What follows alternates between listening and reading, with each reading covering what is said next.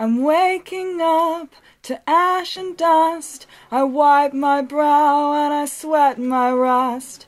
I'm breathing in the chemicals. I'm breaking in, shaping up, then checking out on the prison bus. This is it, the apocalypse. Whoa, I'm waking up. I feel it in my bones. Enough to make my systems blow. Welcome to the new age, to the new age. Welcome to the new age, to the new age. Whoa, whoa, let's play Fire Emblem, play Fire Emblem. Whoa, whoa, let's play Fire Emblem, play Fire Emblem. I raise my characters with all the best levels. If you're red, you've gotta die. Don't take it personal. I'm just really intent on the experience. The experience, the experience. I am putting on my headphones. I am putting on my uncomfortable headphones. We have headphones. We have headphones. We have the video game. We are Agent Elrond and Roffie McMuttonchomper. We're here to play Fire Emblem 10 Radiant Dawn. We are on Chapter 5 of Part 4. Yeah. Of 4. So we're actually very close to the end of this game. Actually, this is the last grinding chapter, and we are back with the Hawk Army. I've done some item management. Let me just double check that everything is good here. She has an extra steel blade there. Oh, we want to set you up with some more stabs, I think. Has an extra steel blade in case you don't want to just bash something to death with amity. You have the extra steel axe, that's good. And you are set. You are set. She probably won't need that extra steel blade though. You are set. You are set. You are set. She is set. We're gonna try to show you Saint Laura. We're gonna try. We're just gonna try to show you Saint Laura. She's gonna be kind of sucky, but her battle model is really cute. So. You're set. He is set, I believe. We got him up to level 20. This is what he looks like. Yay. As Google Blargle. Yeah. And yeah, let's see. Right, we got a couple new characters. Jeffrey's back, finally, and here is Bastian! He had, an elf under, I think, but I gave it to Peleus. Yeah, I did. He doesn't really need it. Bastian is coming on this chapter for one reason, essentially, and you will see that reason later. Bastian is, gosh, I wish he was better. Yeah. Bastion is, a really cool character. Yeah, but, again, but... compared to the rest of your mages, I mean, okay, if you've been playing, if you've been just failing at this game and you've lost, like, Soren and Ilyana by this point, you know, Bastion is, you know, hey, an acceptable... automatic Rexwin user, right here, you know? I think that comes from transfer data, though. Oh, maybe it is. Yeah. I think the boosted thunder. Yeah, this is transfer data, Bastion. I almost forgot. I forgot. Yeah. We've been having so many new characters that I... Anyway. But Bastion is... the stats aren't affected by transfer data. I didn't train him at all in Radiant Dawn. Path of Radiance, excuse me. Bastion is... subpar growths, essentially. Yeah, which is a pity, because he's a cool character, and I like him. What small amount of improvement... Oh, right, and he comes with corrosion. So, corrosion, there's that. Small upgrade from Path of Radiance, however, is now, because of the standardized sages, he can use staves. Thank you. Thank you for that. B rank and staff. Very nice. Why did you ask that I gave him a silver dagger? You'll see. It has to do with his secret clandestine mission. Let's look at the info conversations. And I'm gonna read that one last. I'm gonna start with that Peleus. One's cool.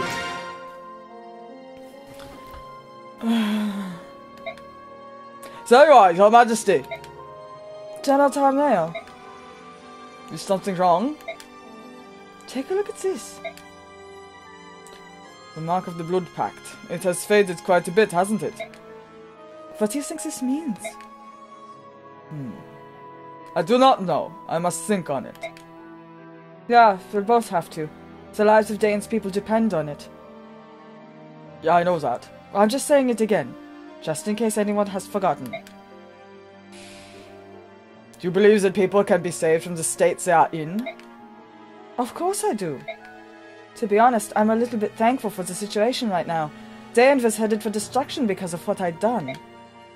But what the goddess did has changed the course of things. I can't fail this time. I have to save everyone. Ah. I see. I shall do everything I can to assist. Dankeschön, Tarneo. Your Majesty, this is for you. I picked it out specially. It's a dark tome. Thank you, General Tarneo. Dark tomes are harder to come by than tomes of other elements. How did you find it? I did not find it. Your gratitude belongs to someone else. What do you mean? Lady Almeida looked for it in every village and town we stopped in. She gave it to me out of concerns that you might not take it from her. I see. Your Majesty, if you'll excuse me. What, Yeah, I feel for you, Peleus. It's another Fenrir! Thank you! We're sending that to Convoy. You know what this means. We're gonna be long-range blasting people on this chapter. Jeez, all I'm saying is that you should take it, Ulky. No, you're older than me. One must respect one's elders. It's yours, Janeth. That's not fair! You only say things like that when it's convenient for you. We're only 5 years apart. 5 years is 5 years. You deserve the perks due someone of your age. Take it. Did you just call me an old codger? Come on, I don't care who keeps it. Just make a decision already. Shut up, Tybon. This is between me and Ulky. Should you really be addressing your king with words like those? Who cares? It's not like anyone else can hear. Selfish magpie. Hey, look at me! I'm Ulky, the solitary peacock! Alright, Janeth, that's enough. What? How am I the one getting scolded? You too, Ulky. You know how to press his buttons. Don't egg him on like that. Fine. What are you fighting over? They're arguing over who would take my gift. Neither of them seem willing to take it. Really? How uncharacteristically selfless of you to put up a fight, Ulky. What do you mean, White Prince? Ulky's just being an ungrateful wretch for not appreciating my thoughtfulness. He'll never understand. Hi, Chaos. Hi. Meow. Meow. Since the item is so nice, I thought that you should have it. I'm not the stubborn one here. Well, since neither of you want it, I'll take it. What? Prince Rayson? It will come in handy during a battle, right? Then I'll wear it and fight next to Tybon. Sure, it's good to be thoughtful and giving, but if neither of you appreciates it, there's no point. Rayson's right. Alright, this is for you. Rayson can be my one and only aide from now on. I should have thought of this sooner. Oh god, you guys. Alright, no, I'll take it. No, I shall take it. Okay. Once we have it, Janaf and I will discuss who should wear the item. Do you agree to this, Janaf? Yes I do. I've no problem with that. Rayson? That's fine with me, as long as you agree to keep me nearby. I'm all right with whatever you decide. It's a done deal then. Now don't you two feel a little stupid after getting lectured like that, and by Rayson as well. Sorry, Ulky. I apologize too. I've been with you and Tybon since our feathers haven't even grown in yet. I guess we know each other a little too well. Well, the White Prince certainly reminded me of who I am. I'm an aide for the King of Phoenicius. Me too. Here, Janaf, this is for you. Hey, wait a minute! You think you pulled a fast one on me, did you? Get back here, Ulky! They're like little kids. I love it as like a counterpoint to the cat one, where they're like they both really want it, and they're fighting over it. Yeah. And then Randolph eventually gives it to Kiza, and this one it's like, no, you should have it. They're like the two farmers at the end of a hidden fortress, like, you carry the gold coin. No, you carry the gold. No, you carry the gold coin. Okay, and now for the cutest conversation ever. Oh, Queen Elysia! Amy, you're safe! I'm so glad. It's so good to see you. I came here with General Jeffrey. With Jeffrey? I was outside on the day when the bright light engulfed everything. At first, I thought that time had stopped. Then I realized that time was normal, but everyone around me had been turned to stone. I rode around the city to investigate, and I found this little girl crying in Khalil's bar. Did you find anyone else? What about Largo? Oh no, how tragic. How am I going to tell Khalil? She's all the way over at Ike's party too. Mummy is here! I want to see my mummy! I'm sorry, Amy. Your mummy is somewhere else, but she's got a man with a very big sword and a ferocious wolf protecting her, so I'm sure she's fine. Mummy isn't here. No, she isn't. But I'm sure that she's doing well. Like I said, man with large sword and big white...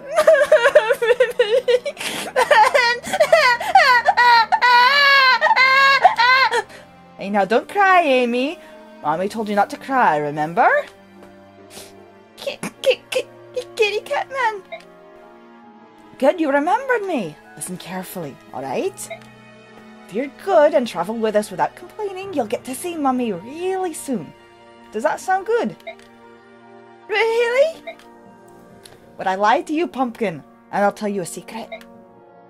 If you're patient, we'll even find a way to get your daddy moving around like usual. I'll be patient. I won't cry anymore. I promise. Good, that's my girl. Amy, it's late. Let's go to my tent and get some sleep, alright? Kitty cat man, will you come too? Sure. I'll even let you sleep on my furry belly. For real? Don't tell anyone, but my belly is super comfortable. You'll be asleep in no time. Ah, that's great. Amy, let's get going. Yes! Kitty cat man pillow! Kitty cat man pillow! Thank you, Ranulph. Don't mention it, I'm a sucker for kids. And Largo and Khalil have been good to me. I'll catch up with you later. How unusual. I never knew that he allowed children to sleep on his tummy. I feel somehow cheated. Raisin. Sorry. But I can't believe a small child like that has been saved from petrification. Isn't she the first? King Taiban, Prince Raisin, hello. I'd assume the only people with a certain amount of power were saved from petrification, but I guessed wrong. Unless she's secretly the Antichrist or something. I'm wondering if there are even rules at all. What's the Antichrist? Something I read in a book once. Never mind. What's the book called? Good Omens. It was actually kind of funny. Wonderful, Taiban. We can read it later. Anyway, that conversation... That mental image. That conversation, it is not just a mental image. Can we bring up the... Yes. We will bring it up there. There is the image. That is what I was... that is why I had Only he is a humanoid form, not kitty, so... Yeah, I realized he was probably talking about kitty form, but turning into a kitty and... yeah. But I just... Still... like... Oh... Can you imagine getting to sleep on the tummy of a laguz-sized cat that didn't want to eat you? Yeah. You only get that conversation if Khalil is alive and in someone else's party, which is why I tossed her in with Ike's party way back at the beginning of this part. Alright, manage, XP. Nothing to manage. But I'm certain that there's a lot of adorbs to be had if she is in this party. Yes. But you don't get the kitty cat man pillow. Just kitty cat man pillow! That's why kitty cat pillow. That's why I made him in human form, because it's kitty cat man pillow. So it's kitty cat man pillow. She says kitty cat pillow. Kitty cat man? Okay, my bad. I misremembered all these years. Valencia has Nihil for a super secret special thing. I put Paragon on Raisin, since Raisin is going to be my endgame Heron. I want to put as many levels on him as possible. What else did I do? Braum has Smite. We've got Imbue and Discipline on Meg, because I want to raise all of her weapon ranks. Put Pass on Aaron just because. Why not? We'll have it on someone. This is important. Leonardo has Dragon Foe, because we are fighting some dragons in the next chapter, and Peleus has Beast Foe, also parody for super secret special stuff. Lucia is not coming. Bastian is, but anyway. Support. Let's see. Right, this is important. You know how the problem with Peleus is he uses super strong and accurate magic? Look at Alencia's affinity. She has the all-powerful Heaven Affinity, which gives 9 to hit with each level. Haha! That'll help. That'll help a lot. Remember back when before we had Meg and Jill support and Meg was, you know, having trouble hitting things? And then, yep. Not worth it.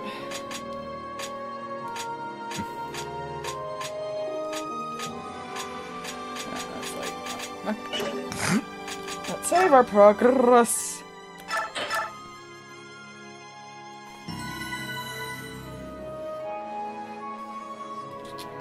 And I say we get out of here. yeah.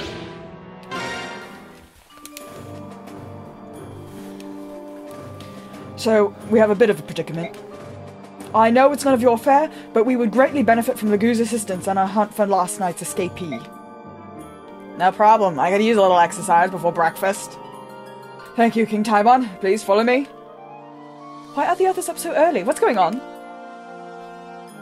Is it the Disciples of Order? Are we under attack? No, Your Majesty. It's not the Disciples of Order. You'll excuse me, I must go. Wait, Geoffrey! Who does he think he is? Let's follow them, Lucia. Good idea, Your Majesty. Oh! Yeah! Don't tell me! Bastian! What in the world is going on? I insist on a straight answer! Your Majesty, why are you here? That's not important. Explain why there are feral ones here. See that odious man among them? He's controlling them. He is using foul magic to summon the poor laguz souls who were turned into feral ones. He is the man who escaped our custody last night. Volk just found him now. His name is Izuka.